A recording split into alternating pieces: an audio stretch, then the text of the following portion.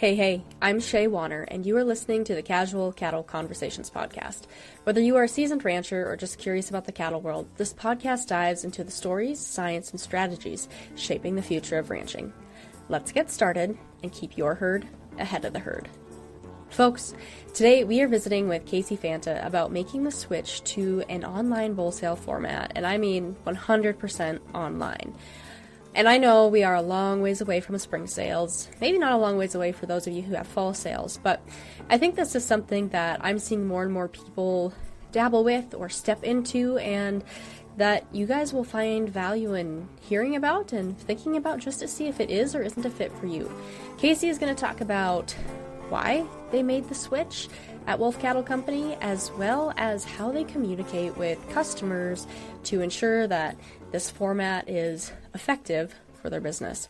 With that, let's visit with Casey.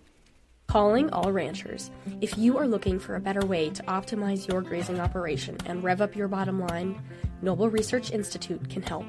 Noble's team of ranch managers and researchers work together to find solutions to your challenges. They don't just give you answers, they can help you understand how to apply their research-tested and field-proven principles on your ranch.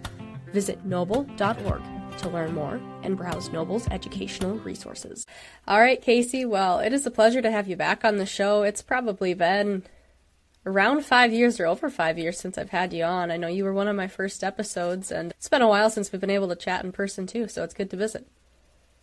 Great that you asked me to do this, and I'm glad to do it anytime. I like what you do for our industry, and I've been looking forward to it. Even though it's kind of a busy time of year, I wanted to fit it in because I feel what you do is very important.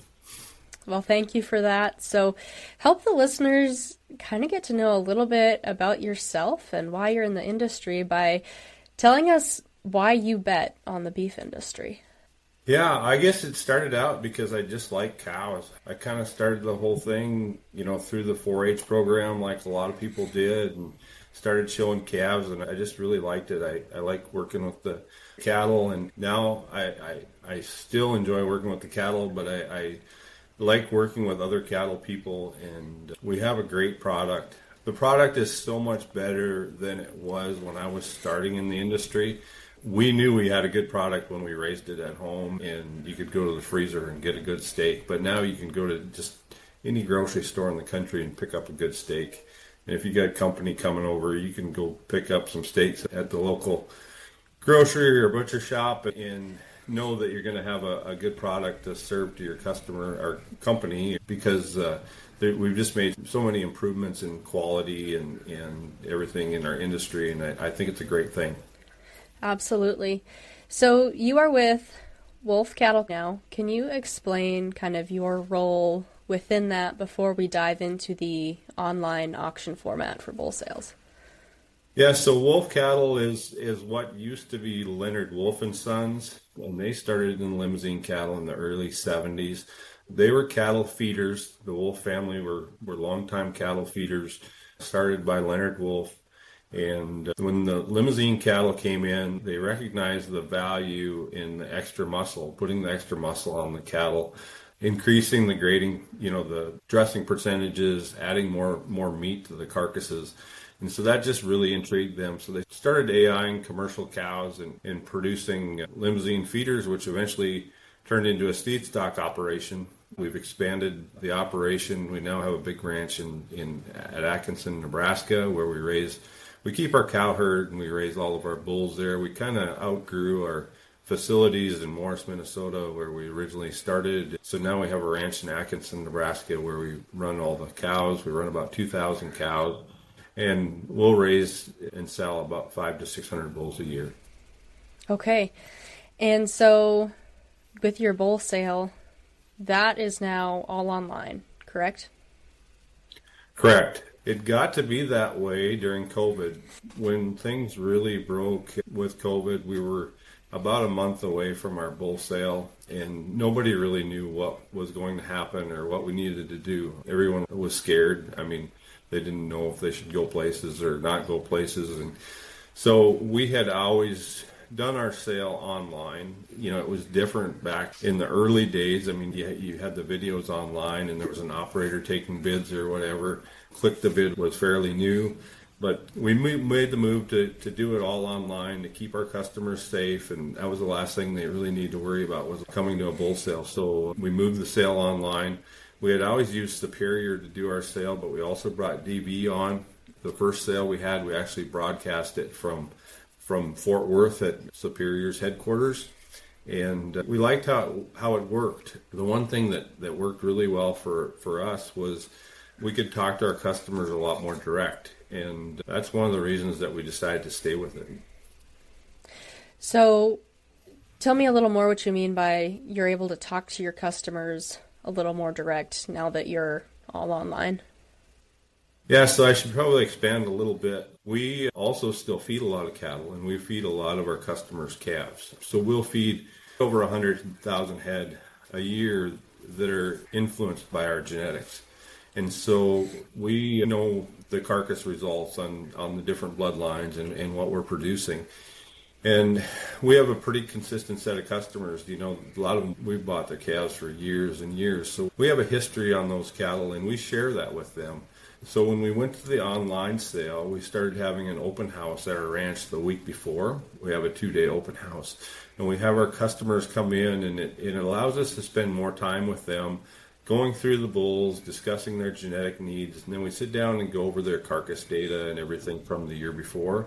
And it really helps us, you know, to help them with the direction of their program that we, you know, not only feel is going to be the best, but we have proof of what they need to do, you know, looking at how their cattle have performed in the past. And so, you know, a traditional bull sale, you like the camaraderie and it's nice to see them and visit and everything, but a lot of those customers only show up an hour before the sale, and it's like a hi, hello, how are you type of thing. And we would rather have the time to sit down with them or walk through the pens with them and really help them with their bull selections. Marketing your calves each year doesn't have to be a guessing game or settling for the easiest option. Join me this August for a 4-week online calf marketing short course that walks ranchers through what makes calves more valuable, what marketing options are available, and how they can manage risk best for their operation. Most importantly, ranchers will leave this series with a plan and newfound confidence to market their calves for their true value for years to come. Register by July 28th using the link in the show notes. So what was your customers' overall response when you decided to continue with this format? So yeah, I actually think it's kind of funny because there were some people that had a lot of animosity towards it just because it wasn't traditional. They like getting out and visiting with people and showing up at the sale. I always say, you know, if they're going to buy a good bull, they like to have their neighbors see them do it, right? But as time went on, the same people that had the animosity towards it became some of the ones that liked it the best. They learned that, you know, they could come ahead of time and look at our open house or just have me select bulls for them, you know. And I've had guys tell me, why would I try and select bulls, you know, when I see them for a couple hours when you've been around them ever since they were born. So once they realize that and they realize that they get a lot more consistent product and probably more what they need for their program, if they take a little bit of guidance, they soon learn to like it. And you know, when we started, some people would make an effort because they're like, I got to see my bulls. You know, I got to see them before I buy them. And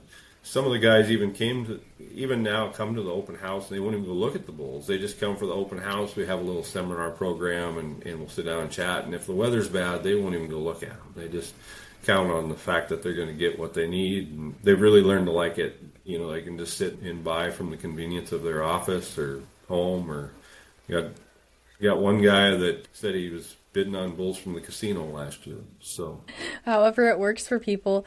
So with that open house, was that something you were already doing previously? I know that's something that my family has seen value in doing, but we are not online. I'm just curious when you started implementing the open house before the sale. So we had done a few because we had been working on moving our sale from Morris, Minnesota, where it had been for years, to Nebraska, where we now raise the bulls. And we had tried a few different things there. We brought part of the bulls back to Morris for the sale and had an open house at the ranch in Nebraska. And then the last year before COVID, we actually moved the sale to the ranch in Nebraska, and then we didn't have an open house. But the open house concept I really like, because it's all part of, like what I said, it's a lot more relaxed atmosphere, and it gives you a lot more time to actually visit with your customers and talk to them about their needs. The other thing is we have contact with our customers quite a bit throughout the year, because when we buy, if we're buying back their calves so they come back to our feedlots, you know, we're looking at those calves ahead of time. We're there when we're weighing them up and whatever. So we have a fair bit of contact with our customers throughout the year anyway. Is there a part of this format that you don't like, or that you wish was just a little different? So I guess the traditionalist in me, I mean, I still like the idea of an auction. I still like that, you know, when people come and actually evaluate the cattle and even see them come through the ring. I mean, we have guys that comment that, you know, they have one bull in mind that they maybe want to buy, and if they don't get that bull, then, you know, if it's at a sale, they can either go out to the pens and try and find another one, or just look at them when they come in the ring. And it kind of takes that away just a little bit. But with that, you know, having that in mind, you just kind of learn to go about it a different way. I mean, you just have a list of, you got to have a list of bulls that you're willing to buy. And in a way, it stops impulse buying too, because I can have a customer, when we had a sale, I could have a customer need one specific thing and end up buying the polar opposite because it was a good buy or spur of the moment or what have you. And the next thing you know, he's bought a bull that's totally wrong for his program. So I think for the most part, it's been positive. And I think we do a much better job of placing bulls with guys in their programs, you know, where they're going to fit the best. Yeah. Well, it's interesting to think about, because obviously there are plenty of benefits. You guys are doing it. Last year I saw even more and more producers starting to go towards that format. I also think about kind of that energy that comes from the auction, kind of that you were referring to, some of those traditional things. But I think it's opening up a lot of doors for producers as well to be able to get those videos of bulls and be able to have those online. And I mean, are the input costs different? I mean, what's the difference there? You know, it's really probably not a lot different, because we still have the expense of the open house. So, I mean, I had people comment that were maybe negative on it to start with, and they're like, "You're just trying to save money and whatever." And I'm like, "We're still feeding you a meal. I mean, it's the same thing. We still have auctioneers that we have to pay, because we still have our auctioneers come in and sell the sale, because it's not a timed auction or anything. It's a live auction. So we have our own auctioneers, and we still have some sales consultants that we work with and everything. It's exactly the same as a live auction. It just happens online. And so the cost is really not that much different. You know, we don't have any bulls leave right after the sale. Of course, I mean, it takes a little while longer to get them out. But if you offer delivery or work with delivery, you don't have a lot of bulls leave after the sale anymore anyway, unless you're having the sale at a sale barn, I think. But so really no difference as far as cost, I don't think. So if there are other producers out there who are considering this online format, what questions should they be asking themselves to figure out if this is going to be a fit for their business model? I mean, at one time it had been, I just said ask your customers, because you'd want to make sure that they were comfortable with it. You know, even from when we started it to now, it's much different. People have a lot better internet access and everything than what they used to. It just feels like we can't rely on the mail and everything like we used to be able to, and some of those things. And so people more and more go to the internet for their information. You know, like our sale catalog. I know most of our customers have our sale catalog searched out a little bit before they ever get it in the mail. And they get it in the mail. It used to be they had to have it in their hand, and anymore, some of them, I don't think they ever look at it. They go to a digital version, or go to Superior or DV, where they can, in essence, look at the catalog, but be looking at the videos at the same time. So I think most customers are good with it. I think as a breeder, you would have to have to make the commitment that you're still going to be in contact with those people, your customers, and spend some time. And I make sure I get in touch with them before the sale. And some people aren't comfortable doing that because it feels like they're, begging them to come to the sale or whatever. But I find it's just a necessity because they'll forget about it. I mean, they'll get busy or whatever, and something will come up, and then all of a sudden you got guys calling and saying, "Oh, I missed your sale. Something came up and I really needed a couple bulls or whatever." So I really like to try and reach out to our customers. I try to get a hold of them before our open house, and we have some other guys on the team too that we kind of divvy up the responsibility a little bit and try to reach out to them before the open house in not necessarily a sales pitch or anything, just invite them to come and have a look and take in our seminar and have some lunch, and then follow up maybe before the sale again, just to make sure they know when it is, and if they can't watch the sale, know that we're willing to buy bulls on order for them or whatever. So I do think there's a little bit of commitment that way. I mean, you really have to work on the communication and make sure that that everything's getting covered, so nobody forgets about it. Well, I don't know that communication should necessarily be any less, even if you are still doing everything in person. No, and that is very true. And some of it's a little bit different because we do buy a lot more bulls on order. I mean, we get a decent attendance at our open house, but not near like we did at the sale. So a little bit more responsibility falls on myself or anyone that's talking to our customers too, to spend more time with the bulls and make sure that, we sell 350 bulls on our sale now, and so you got to have pretty good notes and everything and spend some time around them to make sure that you're getting the right fit, and there's a lot more responsibility that way. Some guys just want a bull that's real quiet, or might want a taller bull or whatever, and you got to make sure that you get them fit, because if you don't get them fit to the buyer, then they lose confidence and maybe wouldn't do that with you again, or might just go to a regular sale where they can sit there and watch them come through the ring. So a lot of it goes back to their confidence in us. Hey folks, have I told you about my all-time favorite seasoning? It's called Pluck. Whether I am grilling steaks, making spaghetti, or wanting to add more flavor to veggies, I reach for Pluck. Pluck is not just a regular seasoning mix. It contains beef organs for added flavor and nutrients. It's tasty and a fun way to add more meat to your meals. You can learn more at eatpluck.com and get a 15% discount by using the code SHAYEWANNER. That code is spelled SHAYEWANNER, and I will include the link and the code in the show notes.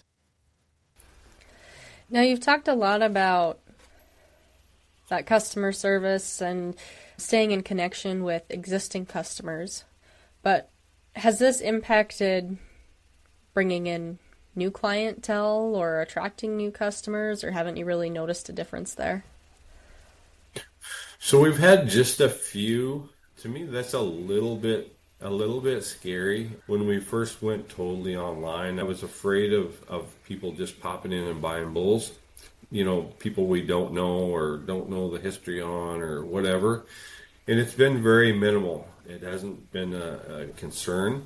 It is great advertising. We get a lot of people that watch the sale. And to some extent, I think people that are further away, they actually feel like they're on a level playing field with everyone else because they're not at the auction, which sounds crazy, but they know they're buying off a video just like everyone else is. And we have some customers from across the country, but I wouldn't say that we've had a lot of people just pop in and buy just, because we have it all online. It's easy access. But we talked about the internet and how people go there for information. I find that we used to, 5 to 10 years ago, we used to have a lot of leads come in through our internet, through our, where we maybe ran banner ads or whatever, and we'd get people to click on our website and then call for information. And in all honesty, it was good, but there was a lot of dead end leads too. And so we've gotten a lot more focused on our advertising, I think, And we spend a lot more time just working on our, work with our core producers, maybe not as much time fishing as we used to for new customers. And like I say, we buy a lot of our customers' calves back and feed them. So we like that relationship, and we like our customers, our main calf suppliers for our feedlot. We like them to be able to buy the right genetics and not have to pay a lot of money for them. I mean, to buy them at an economical price where they can make money and we can still make money because we don't have to pay a whole lot of extra money for their calves because they paid too much money for herd bulls. So, well, Casey, is there anything else related to this topic that we haven't touched on that you think is important to bring up today? I don't know that it would be for everyone to do the online sales. We've found that it works good for our system, and where we kind of work with the same guys all the time and year in and year out. But it might not be for everyone. I mean, we're probably the largest sale that's ever tried it, and you think a lot of times it's a better fit for a small sale, but I don't think that's true at all, because if you're a smaller producer, you probably need to get those people there to see your product. Where we've been in business long enough and have long-standing customers, they know what to expect already. So it's probably a better fit for a sale like that than, someone that's just starting up. All right. Well, to wrap up, this is kind of a fun question for me, I think, and I hope my audience always likes these too, but a little more personal. If you could go back to your first 5 years in the beef industry, what would you do differently? I don't know. I'm not a person that I just don't live with a lot of regrets or anything. Once I make a decision, I kind of try to stick with it. People second guess themselves. I just don't like to do that. So it takes everything from where I started out to get to where I am now. And I just figured that, everything was kind of a learning lesson. So there was probably a few mistakes that I made that I'd probably rather learn from someone else's mistakes rather than my own. But other than that, I just think it's a process, and I just make sure even though you get caught up in what you're doing with the cattle or with the business industry or whatever, you always have to remember that, what is it, faith, family first, and that is very true. I mean, you have to make time for that, because if you don't, time moves on, and I sometimes I can't believe the changes that we've made in this industry, and I think it's all positive. But I also realized that we had to start from somewhere, and we talk about, where things are now, but I think people need to remember the history and how we got there, because if you don't remember the history, you'll just make the mistakes again, and they'll just be a lot bigger the next time around. All right. Well, Casey, thank you for taking time out of your afternoon to visit with me and share this input with my audience. I always appreciate getting to visit with you, and I know my audience will appreciate this conversation as well. Folks, if you are listening, remember to check the show notes for any resources that were mentioned throughout the show, and that the best way to support this podcast and all your other favorite podcasts is to leave a rating and review, and of course share it with a friend who's going to find value in it. With that, happy ranching, folks.